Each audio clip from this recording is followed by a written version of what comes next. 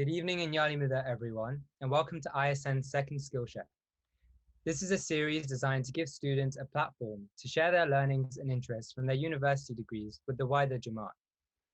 Starting off the series tonight, we are so pleased to have Sahir, Ladha, and Kinder Awad with their talk on maintaining a healthy smile.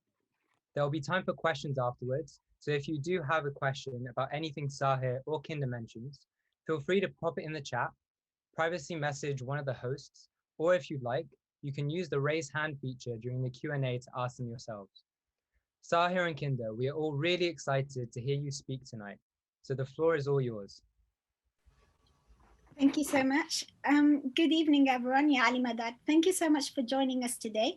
In today's talk, we're going to be talking about how to maintain a good oral health and improve your oral hygiene. My name is Kinda Awad, and I'm a fourth-year dental student studying at the University of Manchester. And we also have Sahir. Yalimadet, everyone. I'm Sahir, and I'm a second-year dental student studying at the Barts of the University of London. Today, we're going to talk you through a presentation on how to look after your oral health. We will start off by looking at toothbrushing techniques. Then we'll move on to other methods of looking after your oral health, such as flossing and interdental brushes, and how to choose the right toothpaste. Then we will move on to looking at diet and nutrition and how these affect oral health, before concluding with what you can do to help yourself before going to the dentist and how to check that your mouth is in a healthy state. Before we get underway today, I would just like to make a few points clear. So we just got a quick disclaimer. None of the products in this presentation are here for advertisement purposes. The purpose is to purely just show examples of the products that are out there in the market. By showing you a Colgate toothpaste, for example, we're not saying that you should go and buy a Colgate toothpaste. It's just there as an example. The second thing we would also like to cover before we start is that we try to keep this as simple as possible. There is perhaps one word which may be new to a lot of you, and this word is called caries. Caries is another word for tooth decay, cavity, or a hole in the tooth. So it can be used interchangeably with these. So whenever you hear this word caries, you can just think of it as a hole in the tooth or tooth decay, for example. So let's get to it. Before we start off by going through what techniques you can use to look after your oral hygiene, you've first got to know why your oral hygiene is important. So over here, I've got several reasons for why oral hygiene is important. And I'll start off by with the first reason, which is obvious to everyone. Obviously, if you look after your teeth, you will avoid getting tooth decay, you will avoid getting holes in your teeth, and your teeth will stay stronger for a longer period of time. So you're less likely to get gum disease or other oral infections because bacteria is less likely to accumulate. Now, when you have tooth decay, gum disease, and everything, these can all be quite painful. So oral health is also important for your comfort. On your day-to-day lives, you're busy at school, work, wherever you go, you want to be living comfortably. You don't want to have pain in your mouth all the time. So it's important to look after your oral health. Now, if you don't look after your health and you have bacteria in your mouth, this will obviously cause your mouth to smell, get you things like bad breaths. So it's also important for your confidence. You don't want to be walking into interviews with rotten teeth or anything like that, because automatically it throws you off a bit. So keeping your mouth healthy, although you may not have the whitest smile out there, is important for your confidence, so you can go and talk to people and interact with people. Lastly, this is a point which may be new to a lot of you, but the oral health is almost like a window to the rest of your body. A lot of the time, bacteria which is present in diabetes and respiratory diseases can be also present in the oral mouth. And it's important to monitor any lumps or anything forming in the oral area so that you can then get it checked up, and perhaps it could help disease be fought off early. So what I'm going to do now is I'm going to hand it over to Kinder, who will go through some common myths you may have heard before, and we will be addressing these myths throughout the presentation. Over to you, Kinder. Thank you. So some of the common myths are: the harder you brush, the cleaner your teeth will be. You should rinse your mouth after brushing. You should always use mouthwash after brushing your teeth, and brushing baby teeth is not important since they will eventually fall out. So these are some of the common myths we'll be addressing in this presentation today. And the first thing we're going to be talking about in this presentation is the right technique to brushing your teeth. And before we do that, we're going to start off with a poll where me and Sahir will be showing you two different toothbrushing techniques. And we'd like you to pick which one you think is the correct one. So we'll just be demonstrating on the screen two different ways to brushing your teeth, and just vote which one you think is the accurate one. So this is.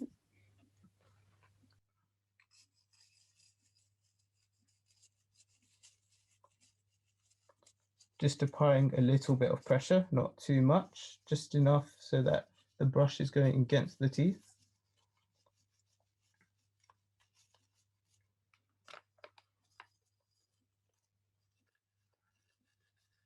Yep, so we have half of people voted. Get your votes in quickly.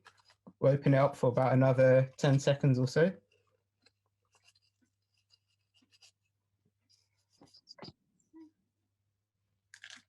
Okay.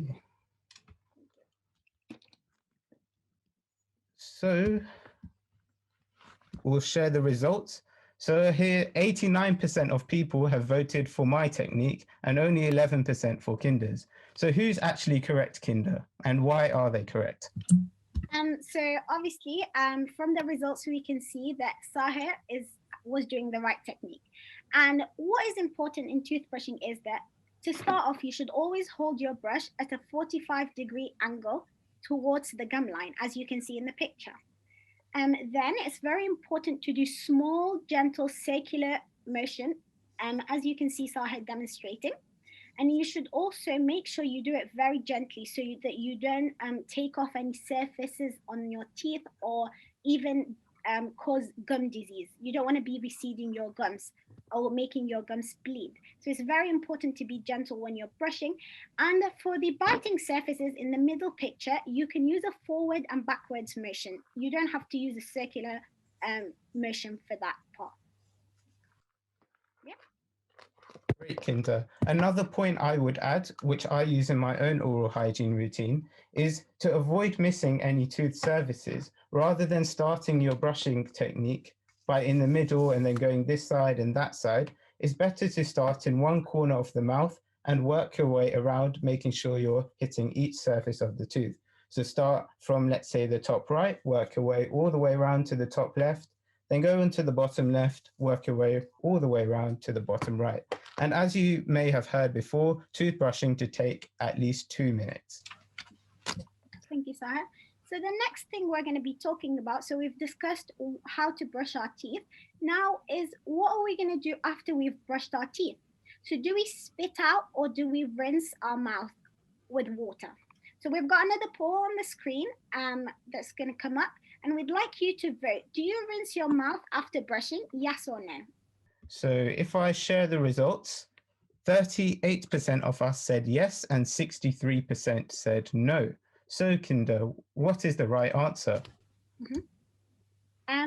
So it's very important after brushing to spit toothpaste and not to rinse out with water. Rinsing with water will wash off the fluoride from the toothpaste that's on your teeth. And our main goal is making sure that you have toothpaste left in your mouth, just because we want it to strengthen the enamel, which is the top layer of your teeth. So it's very important that we don't rinse with water or mouthwash and make sure that the fluoride stays in our mouth as much as we can.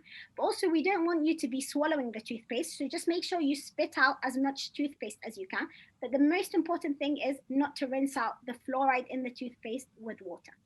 So as you can see in this picture.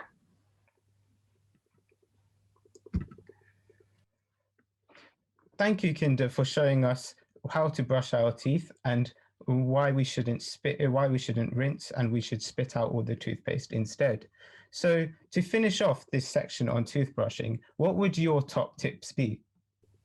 Okay, so I'm going to be giving you 5 top tips to take away today So they're very simple. So we'll start off with the first one, which I just said before.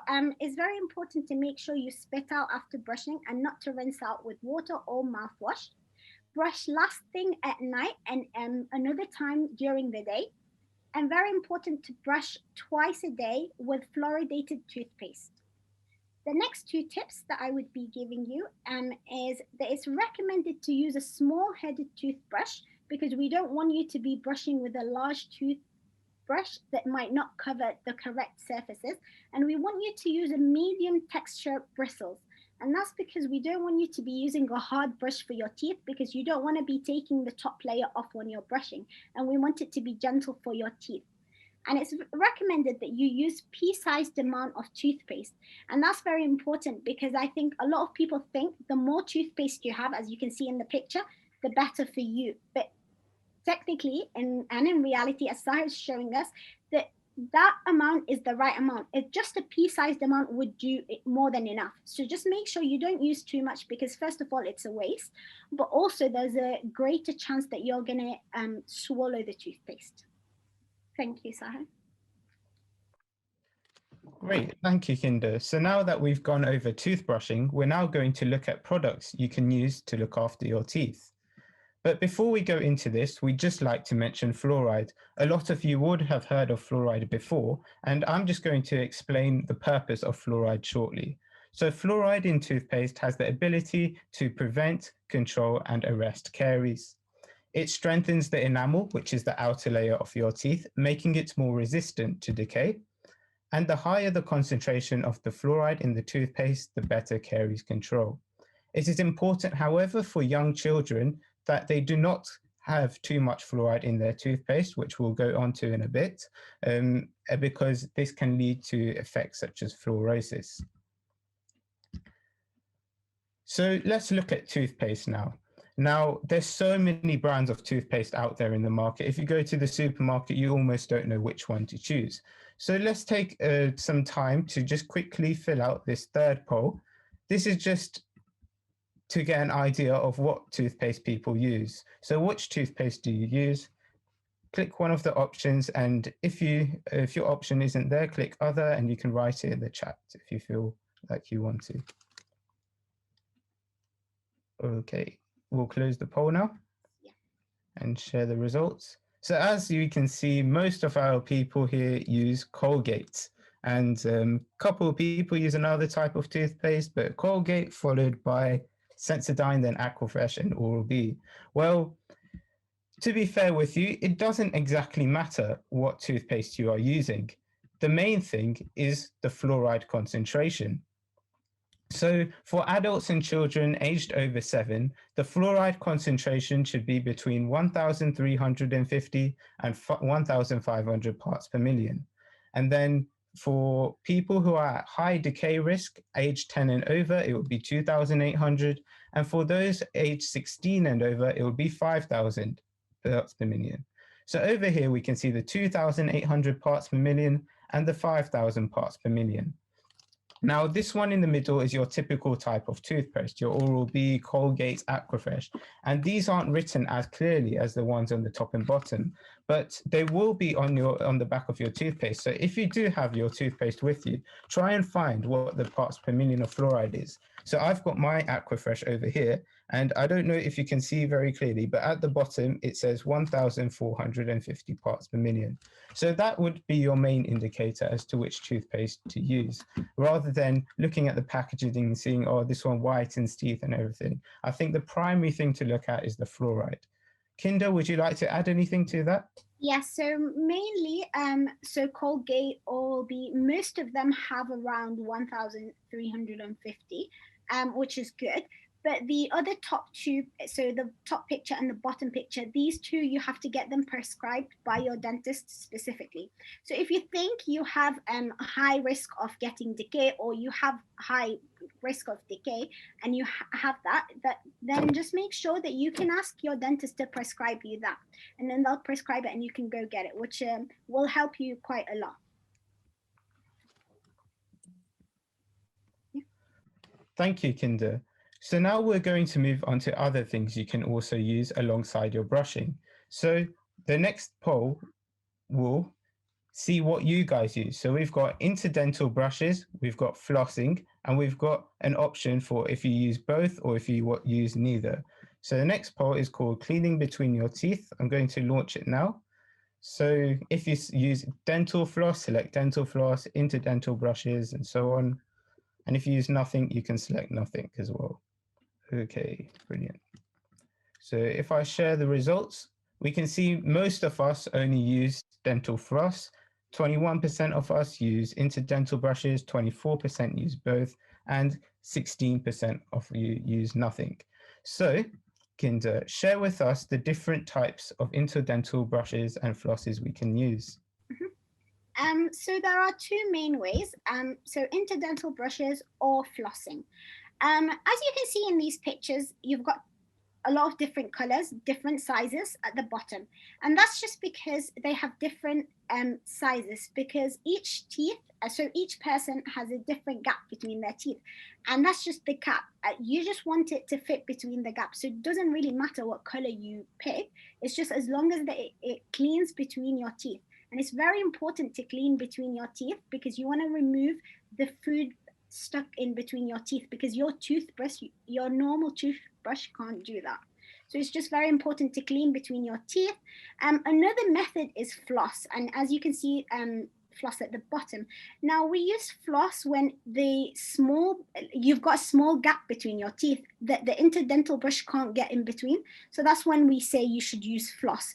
But it's up to you, obviously, what you use. But it's just very important to clean between your teeth at least once a day. And for all adults and children over the age of 12 should be doing that.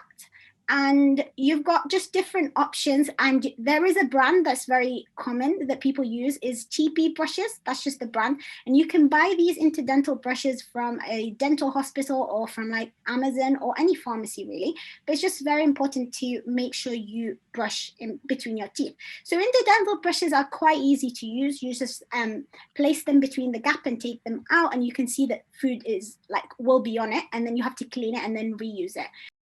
So the next thing we're going to move on to is mouthwash. Now, this is something that you don't necessarily need to use. It's completely optional to use. But the most important thing about mouthwash is when you should use it. So we're going to release our next poll, Mouthwash Magic. And this one is just to ask you when you guys feel you should be using mouthwash. So should you be using it before brushing your teeth, after brushing your teeth, whilst brushing your teeth, using it as a rinse after brushing your teeth, or a different time to brushing your teeth? And we've got 43% of you, the majority, going for different time to brushing your teeth. So if I stop sharing that, the correct answer, of course, is use it at a different time to brushing your teeth. Now, if you're using it whilst brushing your teeth, you obviously use your toothpaste. We told you shouldn't be rinsing at all, so you shouldn't be rinsing with mouthwash, and you shouldn't be using it before or after. So mouthwashes contain 0.05% of sodium fluoride, and patients above the age of 8 and with a high rate of caries or decay should be using mouthwash if they feel the need to. Now, 0.05% of fluoride isn't a lot, and your toothpaste has a lot more fluoride in it. So let's say you're using it to wash off your toothpaste away. You're essentially removing all the fluoride in the toothpaste and replacing it with this low fluoride mouthwash. You'd rather be using it at a different time of day, because if you're halfway through the day, if you just want to make sure your mouth's clean, you're just removing that bacteria, would be the best time to use it. In the morning and evening is your timing for toothbrushing. But if you choose to use it in the middle of the day, in between meals, before going out for dinner or something, then that's perfectly fine. Now, some mouthwash companies include Listerine and Colgate, which you would have seen in shops, etc. Some contain alcohol, while some don't, and it's advised to use alcohol-free ones. Always look at the bottle before you buy. So this one you can see is 0% alcohol, and this one's a Listerine one. But just check which one you would go for, see if it's got alcohol in it. Those would be our tips on mouthwash. Anything you'd like to add, Kinder? So using a mouthwash is not very necessary. It's a good thing, but it's not very necessary. So the most important thing is just brushing, making sure you brush and cleaning between your teeth. And so mouthwash is just like an extra good step, but it's not necessary. Okay, so the next thing we'll move on to now, so the next part of our presentation is advice to parents. So if there are any parents here who are concerned about what they should do for their children's oral health, this is the next couple of slides will cover this. So Kinder, over to you to cover the advice to parents. Thank you. So the advice is split into two parts. So children up to the age of 3 and from 3 to 6-year-olds. So for the advice for children aged up to 3-year-old, we advise that parents should be using a fluoridated toothpaste containing no less than 1,000 parts per million fluoride. A lot of parents think that it's good to just use a kid's toothpaste, and a lot of the children's toothpaste don't actually contain fluoride. So just make sure you look at the toothpaste and make sure it contains fluoride. The other thing that's very important is that you should brush twice as well for the children, and parents should supervise the brushing up until the age of at least 7-year-olds, because they have the risk of swallowing the toothpaste and not brushing correctly. So just make sure you monitor and check that they're doing it correctly.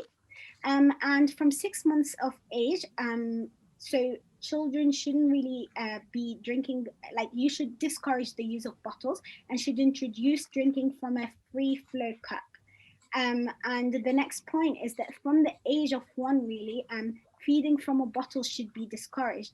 And that's because a lot of parents leave their children with a bottle overnight containing milk, and milk contains, so it contains sugar. A lot of people might not think it does, but it actually does. And that causes decay in the teeth for the children. And that's why you see a lot of kids with front teeth like having decay, and that's because of the location of the bottle and the bacteria and the acidity and the decay basically attacking these two front teeth.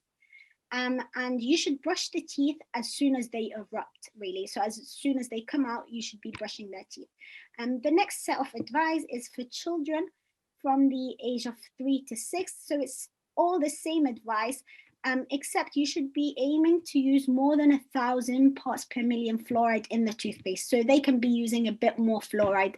They could be using just a bit more than what the younger kids could have. And also you should be supervising the toothbrushing. And it's important to encourage them to use a pea-sized amount, just like adults. But for children who are younger, so for up to the age of 3, they should really be using a smear layer of toothpaste, which is just a smaller amount than a pea size. So just a really tiny amount on their toothbrush. Thank you, Sahir. Just to sum up, the 2 key points I would take from that is it's quite important to make sure that you check the fluoride concentrations. Some of these flavored toothpastes can sometimes not have enough fluoride in them, and they're also not recommended because children are more likely to swallow these because they taste quite nice sometimes. And also, the second point I'd like to make, as Kinder said, you should essentially start brushing a baby's tooth as soon as they erupt. And particularly, a lot of people may think, as we mentioned in the myths before, that it's not important to brush children's teeth because they'll eventually fall out. But if anything, it is more important because the habits they learn now are the habits they will take into the future. And if they look after their first set of teeth well, they'll look after their second set of teeth well. So it's important to get them in good habits. And the way you look after your first set of teeth also impacts the way in which the second teeth then grow. So now that we've covered things you can do for your children in the parenting aspect, we're going to now move on to the next aspect of our presentation.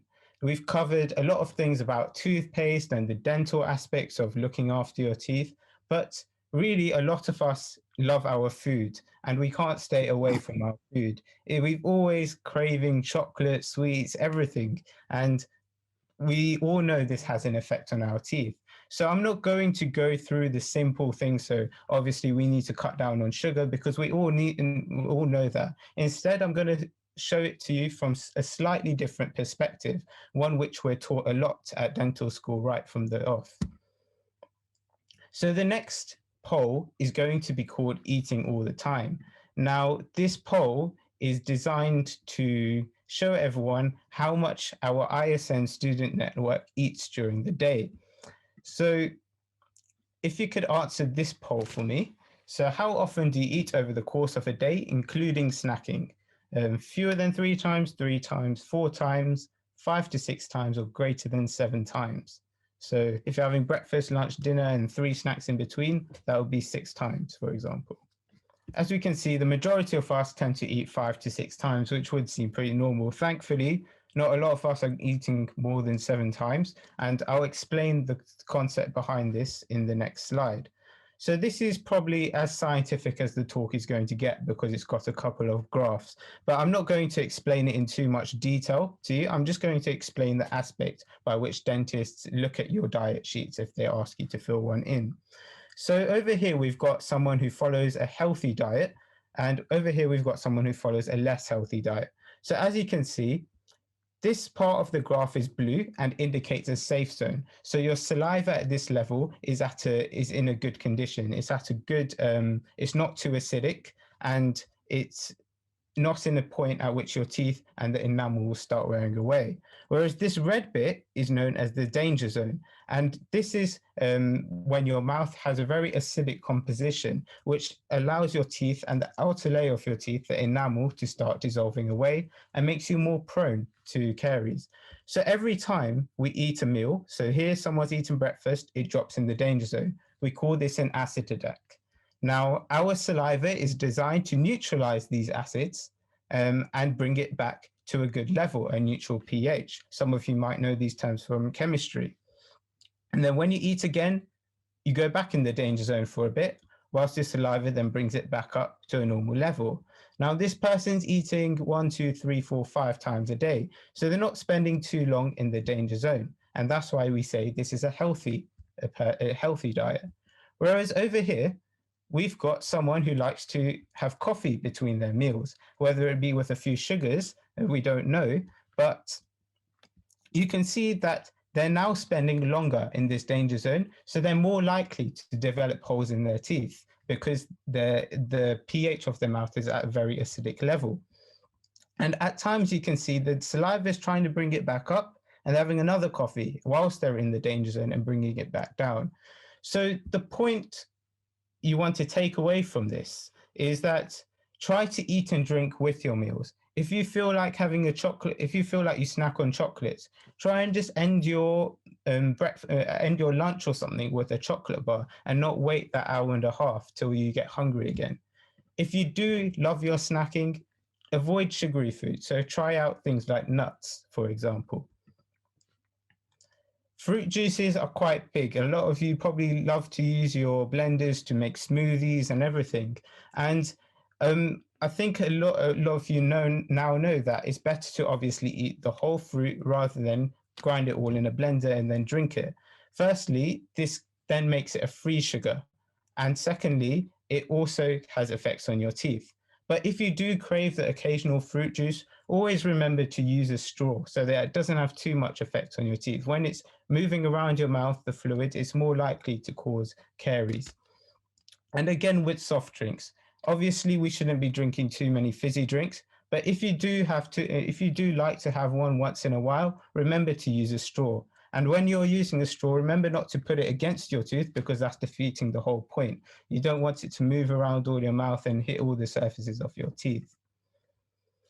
And again, as I mentioned at the beginning, sugary foods, just monitor how much sugar you're eating. You can Google anything right now and it will tell you how many grams of sugar it has and you can compare it to the daily guidelines. Obviously, the less sugar you have, the better. And if you replace your sugars with fruits, which have the fiber and everything, it will be a lot healthier for you. So now that we've gone over some key things you can take away from diet and nutrition, I'm going to hand it back over to Kinder, who will go over some common oral health problems and ways in which you can check to see that your mouth is healthy. Thank you, Sahir. So the first common oral problem that we have is tooth sensitivity. The second one we have is toothache. The third one is gum bleeding, and that could be because you're brushing too hard. So just make sure you just brush more gently. The third one is dry mouth, and that could be because of medications that you're on. That could, a lot of medications can cause dry mouth, and diabetes could cause dry mouth. A lot of a lot of medical conditions can cause dry mouth, so just keep that in mind. And to deal with dry mouth, what we would say is just make sure you drink a lot of water, and sometimes chewing sugar-free chewing gum, that can help. And also, if you tell your dentist, they can give you some substitutes for saliva if you're not producing as much saliva as you should be. The other things are white patches and red patches, which we'll talk about in a bit. So just change. So these are seen like in your on your, like inside your mouth, and alterations in the tongue. So if you've got like changes in the color of your tongue, lumps or spots on your tongue, these are things also to make sure you're aware that there are changes. Just make sure that you're aware of the changes that are happening in your mouth. So the first thing we're going to talk about is toothache, and a lot of you probably have had toothache, and we're going to start with a poll. So we would like to know how many of you have had toothache or tooth sensitivity. So Sahir, can you get up the poll? Thank you. As we can see, the majority of us suffer from tooth sensitivity, and quite a lot of us suffer from toothache before. So these are obviously problems which are common in everyone in our meeting today. And we'll go over a few things as to why these happen and what to do. Obviously, the best thing to do is go to your dentist, but we'll just mention a few things that your dentist would do and have in mind when you come in for an appointment. So if you wanted to just see the results, those are over there. Now, the first one, as Kinza mentioned, was toothache. So over here, I've just got a little table. So the causes of toothache are tooth decay, broken teeth, gum disease, infections, and jaw problems. Obviously, if you've got bacteria feeding on your teeth, it's going to cause infections to occur, and those will stimulate your nerves and stuff, which will cause pain. Now, how to treat them? Obviously, as I said, visiting your dentist. If it's happening late at night, you can take a paracetamol just to cool it and calm it down a bit. But always check the medication, the painkillers you're using are safe to use. And your dentist is likely to do something like a filling or an extraction, or have a look at it and tell you what's wrong with it. And obviously, if there's a hole, or if it's completely infected, or if it needs a root canal, they'll just go by that step-by-step method. Now, antibiotics may relieve the pain shortly, but it's always important to make sure that you just don't binge out on antibiotics. If your dentist feels like you need antibiotics for an infection, let's say, they will prescribe it to you, and they'll do it safely. The antibiotics won't always heal the pain completely. Let's say there's a hole in your teeth. It's not going to cure that hole. You will have to get a filling to be filled in that hole. The antibiotics alone obviously won't help. And as Ahil mentioned in the last ISN Skill Share, antibiotic resistance is a big thing. So if you're constantly having antibiotics, it's going to get to a point where they no longer work. So now I'll hand over to Kinder to talk about tooth sensitivity, which was another big thing that a lot of you said you'd experienced. So tooth sensitivity can be classed as like when you get pain or discomfort. And a lot of the tooth sensitivity that you experience is caused by triggers. So some of the common triggers are hot and cold drinks or food, cold air, sweet food and drinks, acidic drinks or even food, brushing, and some mouthwashes, especially the ones that contain alcohol.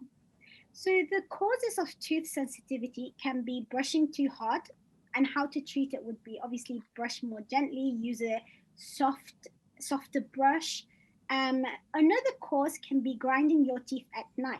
So a lot of you might not notice that you grind your teeth, and especially when you're stressed, you might be grinding your teeth, not necessarily just at night. So it's very important that if you notice that your jaw is hurting, or you're clenching too much, or you feel pain in your teeth because you're biting too much, that could be due to stress. So just make sure you're aware of that. And that to treat that, you can have a mouth guard, and that's done by your dentist. So if you feel like you're grinding your teeth at night or when you're stressed, just make sure you tell the dentist so he's aware or she's aware of it, and they can give you a mouth guard. Another thing is eating or drinking acidic food. So just make sure you try and reduce on like that. But also don't brush after having an acidic meal, because when you have an acidic meal, it like erodes your teeth. And when you brush it, you're even taking more of the surface layer of your teeth. So just try and brush at a different time to having an acidic food or drink. And also using a hard toothbrush can also cause tooth sensitivity, because when you use a hard brush, you're taking off that top layer enamel, the good layer at the front of your teeth, and that just gives it strength, and you're exposing the next layer, which is called dentine. It's just that's what causes normally the sensitivity. So just make sure you use a softer brush and brush gently.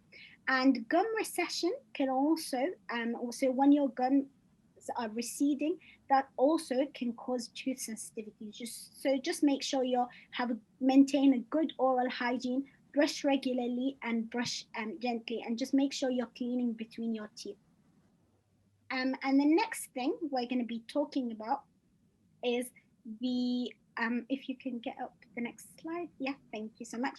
So now in general, what you should be looking at. Now, a lot of us don't really look in our mouth, and a lot of patients that come to the dentist are normally not aware of any lumps or anything that's different in their mouth, because we don't really tend to look in our mouth. So it's very important to check our mouth regularly, once a month, for any lumps, any changes, white patches, red patches that are there. So if you have ulcers that don't heal within 3 weeks, it's very important to go to the dentist and check it out.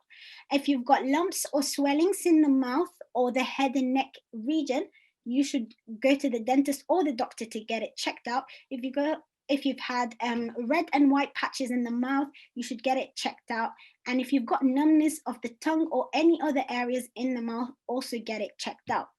For especially oral cancer, early detection is very important. So if you notice any of these signs or something that is abnormal and it's been there for a very long time, just get it checked out. It's best to do that. And regularly, like every month, just have a look in your mouth. Just have a look in your mouth to make sure that there's nothing, and just to keep yourself safe. And I think that's it. And now we're just going to do a little quiz. The presentation is done. Now it's just like a fun quiz. It's just 4 questions to see what everyone got from the presentation. So Sahir, back to you. Sahir, we can't hear you. Before we start, just like to clarify that bleeding gums are not caused by inflammation and gum disease. And if gums are bleeding, we just need to brush better and not more gently. So bleeding gums are usually caused by the inflammation and gum disease that's just come through from someone. Okay, so let's make a start with a quiz, and we'll be using the Zoom polls again to do these quiz. As I said, as Kinza just said, only 4 questions there will be.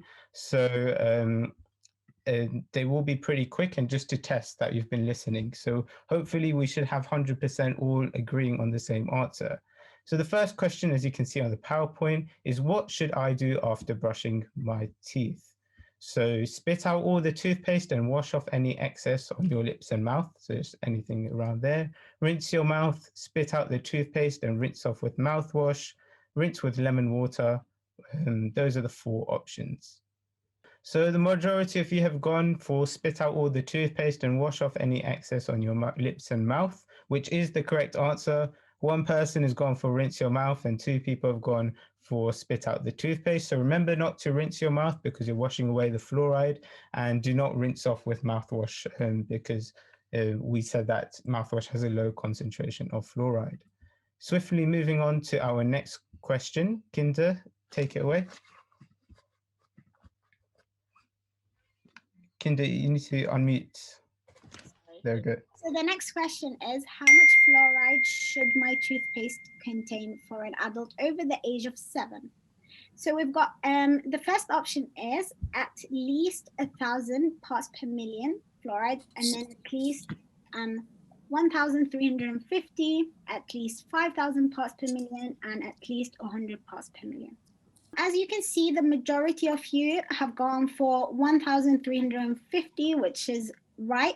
But also, so 8 people have gone for at least 1,000, which is correct, but we want it to be at least 1,350. So we just want it a bit higher. So at least 1,000 parts per million, that tends to be for younger children. But once you're at the age of 7, we recommend a bit higher. And for 5,000 parts per million, 4 people said that to have 5,000 parts per million fluoride toothpaste prescribed, you have to be above the age of 16 years old. So under that age, no one really gets that type of toothpaste because it contains a lot of fluoride. So that's why. Yeah, I think. So the next question is, Sahir, do you want to read out the question? Yes, so true or false, I should consider booking an appointment with the dentist if I had had an ulcer for 2 months. Only one person said false and everyone else said true, which is the correct answer. You should be going to the dentist if you've noticed an ulcer and it's been there for about 3 weeks. 2 months is a bit of a long time to then consider booking an appointment. It's best to, once you notice these things, to go to the dentist as soon as possible, really. Obviously, if it's there for a day, you might want to wait a bit. But if it's been there for 3 weeks, that's the time when you should book an appointment. And make sure you really monitor it. So if it changes or there is any changes, make sure you monitor it so you can tell the dentist. Okay, and our last question now for this is a bit of a, you are the dentist at the moment. So Moise is visiting the dentist today. You take a look at his diet. Which piece of advice would not be worthwhile for his dental health? So if he enjoys sugary snacks, eating them with his meals as opposed to snacking. Try to eat at regular intervals as many times a day as possible. If you feel like having a fizzy drink or fruit juice, use a straw to drink or minimize the number of times you snack during the day. So which one of these would you not advise him to do based on what we talked about today?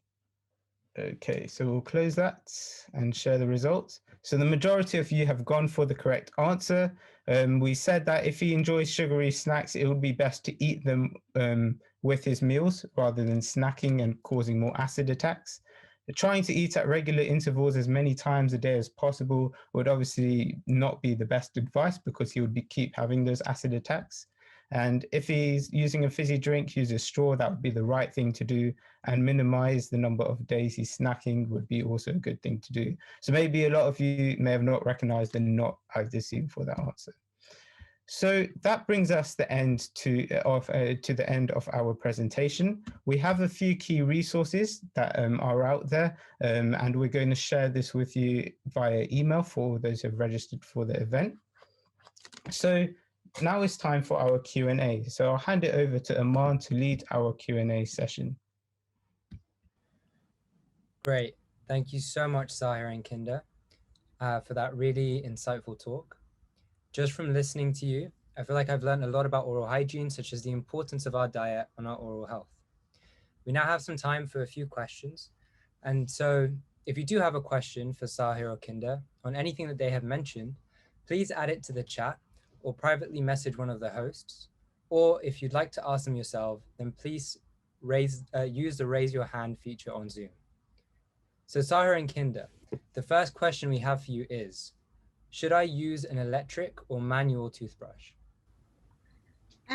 So for that question, it really doesn't really matter which toothbrush, so electronic or manual you use.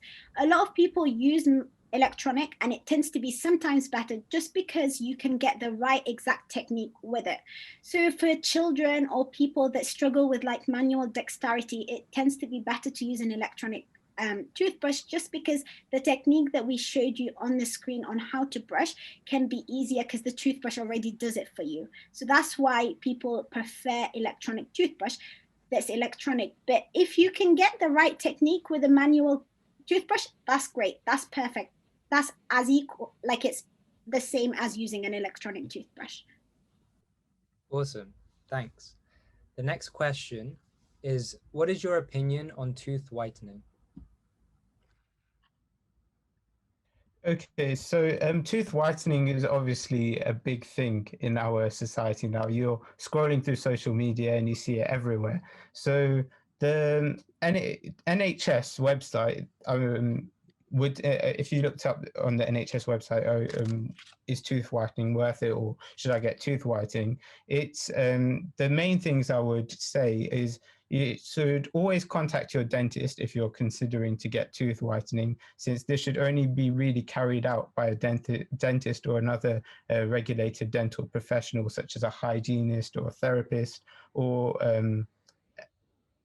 a lot of the time, you may see beauty salons offering it, but this is illegal if there's no dental professional present. So if you are getting your teeth whitened, it would be advisable to go to a dental professional and talk it out with them for a bit, because it may put your oral health at risk if you don't go to a dental professional. There's also a lot of DIY home teeth whitening kits out there, but these may also carry risks. There's still a lot of research going into it, and it's not really my place to say, oh yeah, tooth whitening is completely healthy or tooth whitening is really bad for you. There's still a lot of research being done, and hopefully, perhaps if you guys will want it, we could organize a talk in the future, tooth whitening, yes or no, and have a little bit of a debate about it. Cool. Someone else has also asked, can I get free braces from the NHS? So for that question, normally it's free for anyone that's under the age of 18, but to be eligible for braces, the orthodontist has to decide whether the braces are essential or not and necessary. And to do so, they have like a rating, like a rating chart that they use to assess exactly whether you need it or not. And they've got different scores that they decide based on that whether you're going to be eligible for a free treatment or not, for anyone that's under the age of 18. But for anyone above that age, you have to get private treatment. Cool. Awesome. Someone else has also asked, what would be your recommendations for newborns and young children? Okay, so if we just if we were to quickly go back to our presentation, one sec, we had it all there. So Kinder, as Kinder mentioned, that for newborns, obviously just brush their teeth as soon as they erupt, and just make sure that with regards to bottle feeding, you follow the instructions on that slide. So as to, from the age of 1 year, bottle feeding should be completely discouraged because due to the reasons that Kinder gave earlier. And really just follow this guide. As long as you're following these steps, going to the dentist from I think the age is roughly about 6 months when the child is. You should go to the dentist on a biannual basis. Those are the sort of steps you should follow, and just making sure that, especially when their other teeth start falling out and the new ones start coming, it's good for the dentist to monitor so that they can take a few x-rays, etc. So just follow all the steps, watch the fluoride toothpaste concentrations, and we will share this PowerPoint with you for reference, and you can also use the sites we've got as a reference as well. And another important thing is just make sure you don't give the child like a bottle with like milk or juice overnight, because that's gonna cause like decay and caries in their teeth. Cool. On that topic as well, someone also asked if they can use normal adult toothpaste for their kids if the fluoride content is under normal ranges. Yeah, so as long as the toothpaste contains fluoride, that's a good sign. So as long as, if that's the only one available at the moment, as long as it contains fluoride, that's a good thing. If you don't have another option, that's the most important thing. Awesome. We still have some more questions in the chat, but just to switch it up for a bit, I see Shamil has his hand up. Do you want to unmute and ask your question? That was by accident, but a question would be, I think it's already answered, but I've seen like there's different schemes of whitening your teeth with acid they can order, or using the high smile or charcoal toothpaste. Which one would you recommend? I didn't think, for example, charcoal toothpaste, I don't really think it makes like a significant change. Like, Well, like using baking soda with it. no. Baking soda, yeah, I've seen that a lot on like TikTok and Instagram. But I like that's not really recommended because I don't think that's like professionally done. So if you actually want tooth whitening, you should go get it properly because all these products, like, no one really knows the consequences of using them. No one knows what they're going to cost your teeth. I mean, some people it might work for them for a bit, but you never know what effect, like they've damaged their teeth or not. They made them like more sensitive, weaker. You'd never really know. So I would not. All right, thank you. Thank you, Shamal, for the question. Someone has also asked, can you get fluoride from other sources like food? You normally get it in water, so fluoridated water. That's like a debate. Sometimes some people don't really agree with it because they think that you're going to get like fluorosis, which is like white lesions on your teeth. But just food, I'm not really sure. Like I hear about fluoridated water, but Yeah, we wouldn't really say, oh, you should eat this particular food if you want to get more fluoride in your system. If there are foods that contain fluoride, probably in very small concentrations, nothing really significant. But as Kinder said, fluoridated water is probably the most common source. Cool. Is brushing your teeth after every snack a good idea? no. No, I wouldn't say so because although even if you're not brushing hard, and as I said, every time you eat, you've got an acid attack. Yeah.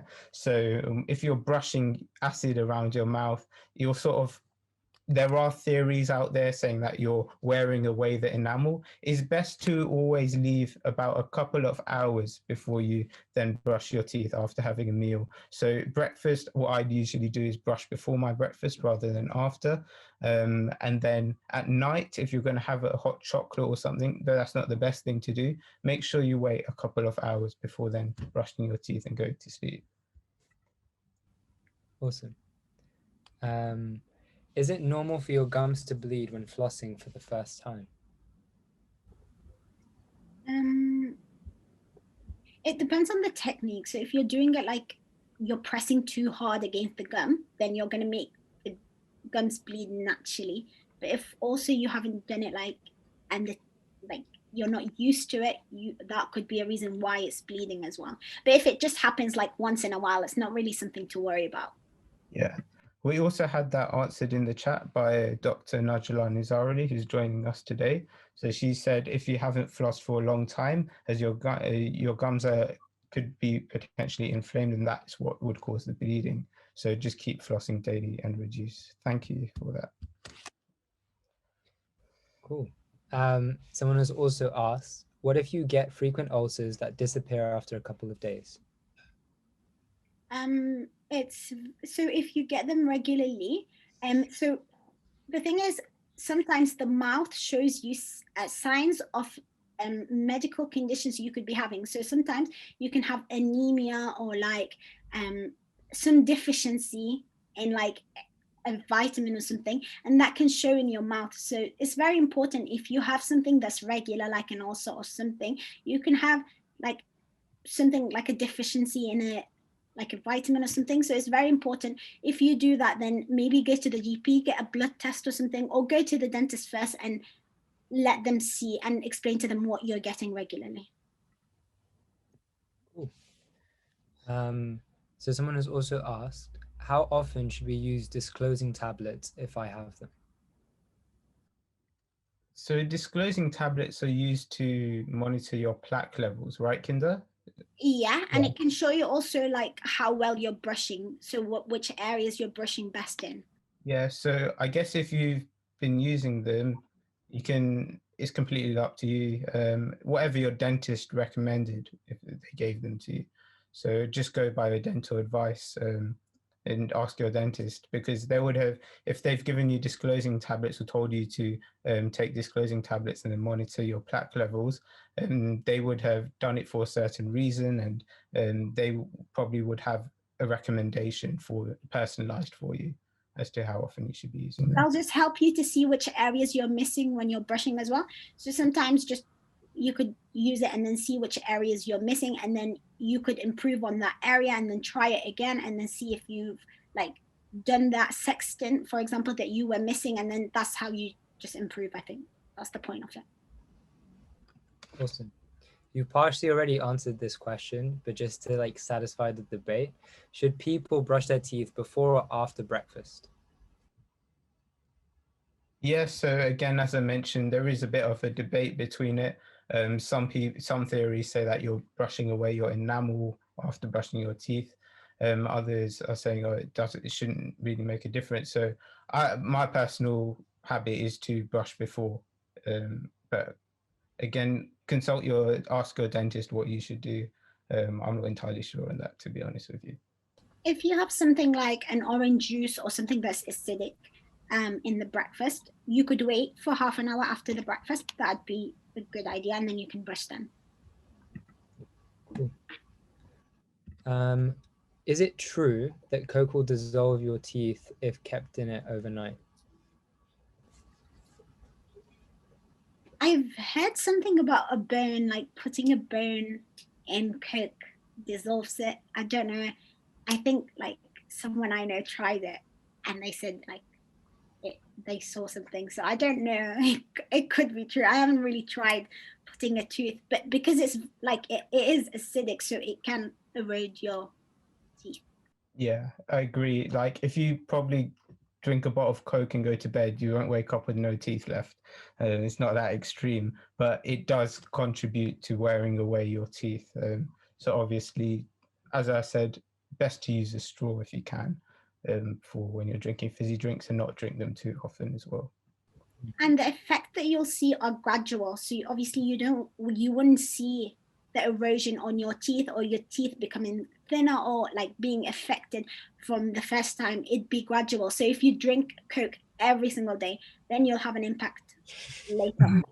Like you'll see the impact. Okay, awesome. Okay, so someone has asked, what does it mean when the dentist places a watch on a tooth? And can any potential damage be reversed? Watch. What do you mean by a watch on a tooth? So whoever's asked that question, feel free to like send me any extra clarification and I can ask again. But I guess to wrap up, just overall, do you have any tips on how to keep your teeth clean every day? So I guess just follow the steps that we've gone through at the presentation, as so the 5 things that Kinder showed us at the beginning, then using the interdental brushes, the flosses on a daily basis, and just obviously getting your dental checkups biannually. I think those are the best things you can do. It's important to also recognize that the whiteness of the teeth is not necessarily an indicator of your oral health. There could be problems with your gums, etc. Teeth can be slightly yellow in the color, and there's no problem with that. So that's also another thing to recognize. I see also in the chat that Taha, who is my fellow dental colleague at my university, has responded to the disclosing tablet question. So thank you, Taha, for that. And lovely to see someone ask if the tooth fairy exists. I would just like to thank you so much, Sahir and Kinder, for answering those questions. And thank you again for your time delivering this really, really valuable talk.